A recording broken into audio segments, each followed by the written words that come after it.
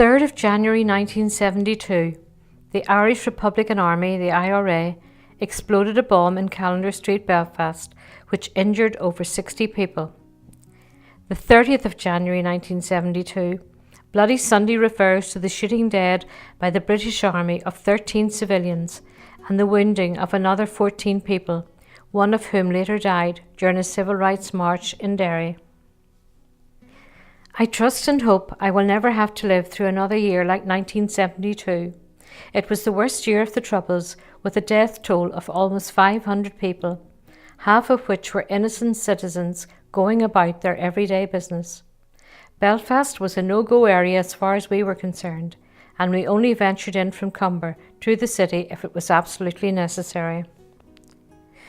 We were well settled in our chalet bungalow, and the only thing missing was a washing machine and central heating. I still had to trudge to the laundrette to do the weekly wash, and our only heating was a coal fire. Coming home on a cold winter's day, the coat stayed on until the fire was lit. Eventually my dad came up trumps as he knew a central heating installer who did the job for a reasonable price. The day we returned home, opened the front door and were greeted with a lovely warm house was a day to savour. Had to wait a bit longer for the twin tub, however. Rathgale House in Bangor was now the home of the Department of Education. As the year went on, it became a fortress with sellotape stuck on the windows in case a bomb exploded. This was to protect us from flying glass. There were searches at the front door. Telephone bomb scares were commonplace and would result in us being evacuated from the building just in case. There were designated employees who searched the premises every morning on arrival and every evening before leaving to make sure nothing untoward had been left in the building. Our move from Dundonald House to Bangor meant a change in staff, and I became friendly with a girl who worked in the same office. I found myself agreeing to myself and Gordon going on holiday to Ibiza with her and her hubby. So from Christmas on, it was save, save, save. In April, Joe Walsh tours, remember them, were paid in full and we couldn't wait to get away.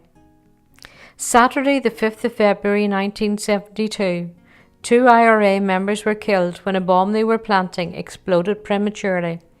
A man died from injuries received in an explosion 6 days earlier. Thursday the 10th of February 1972, 2 British soldiers were killed in a landmine attack near Cullyhanna, County Armagh. An IRA member was shot dead during an exchange of gunfire with RUC officers. We were busy cultivating our little vegetable garden in Cumber. Encouraged by Gordon's dad, we sowed out lettuce, cabbage and potatoes. We looked at them with pride every morning. This was our version of the good life. All went well and the little plants punched their way through the soil. Not long now and we'll be eating our own produce, we thought. But the rabbits had other ideas, and we came out one spring morning to find that apart from the potatoes there was nothing left. The good life worked for Tom and Barbara, but not for us. The 4th of March 1972, the Abercorn restaurant in Belfast was bombed without warning. 2 Catholic civilians were killed and over 130 people injured. The Irish Republican Army, IRA, did not claim responsibility for the bomb, but were universally considered to have been involved. We flew into Ibiza around the 7th of July 1972. The heat smacked us on the face as soon as we stepped off the plane. A bus was waiting to take us to San Antonio Abad. We discovered our fellow travelling companions and those staying at Hostel Mallorca were a motley crew from at that time a deeply divided city. Some from the Shankill, some from the Falls, and ourselves from Cumber and Bangor respectively. Did we disagree? Hell no. We all got on like a house on fire, ending up most nights in the bar singing Irish songs, including The Sash and other rebel songs. When I say we all got on, there was one fly in the ointment. My friend, unbeknownst to me, was a fussy eater. At meal times she turned her nose up at everything and ended up living on mainly melon for the whole 2 weeks. She didn't like water very much, so the glass-bottomed boat didn't go down well.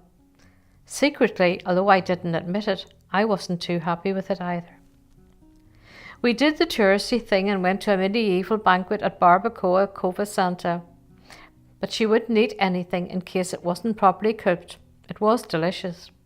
She did, however, like lying in the sun, and so we took a boat trip out to Calabasa, where I fried and spent a miserable afternoon lying on the beach. The 26th of May 1972, the Irish Republican Army planted a bomb in Oxford Street, Belfast, which killed a 64-year-old woman. Warning: don't go on holidays with someone you don't know very well. 2 weeks can be a long time on holiday. I checked Google and the hostel is still there, although the uninterrupted view we had of the sea seems to have disappeared since 1972. The area looks tacky and not as I remember it. Back in the 70s, the Bee Gees had a home on Ibiza, and we were entertained in the evenings in the local pub by the youngest brother, Andy, who, like his other two brothers, died an early death in 1985. Andy played at night in a local nightclub, and although I've heard his brothers sometimes sang with him, we didn't see them. The record being played in most nightclubs in Ibiza was Seaside Shuffle. I danced with one of the group when they made an appearance at one of the clubs. Didn't go down well with the hubby, especially as he asked if he could leave me back to my hotel. Heading home, we arrived in Dublin Airport in a thick fog. We took a couple of attempts to get down, the captain informing us that he was going to attempt a landing. I had the paper bag out and was praying he would just go back to Ibiza.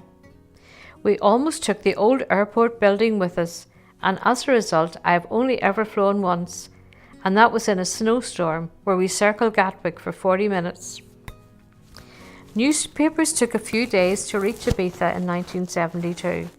No TV, no internet, no mobile phone, no news from home for 2 weeks.